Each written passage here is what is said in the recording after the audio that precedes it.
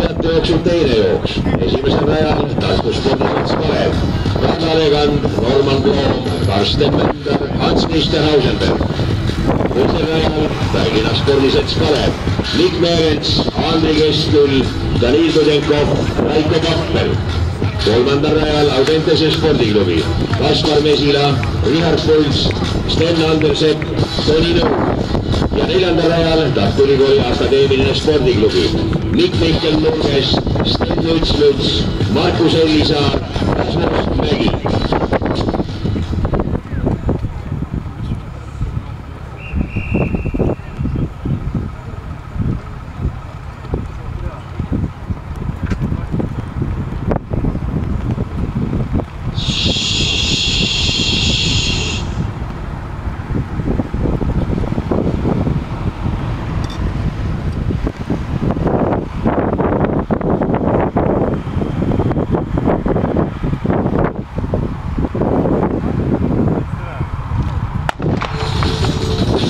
Tartu Kalev, Tallinna Kalev, Audentese spordiklubi, Tartu Ülikooli akadeemiline spordiklubi.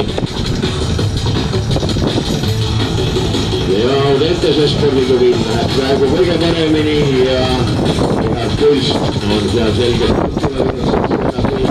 kellegi jäi jooks pooleli ja kas tõesti Tartu Ülikooli akadeemiline spordiklubi või Tartu Kalev.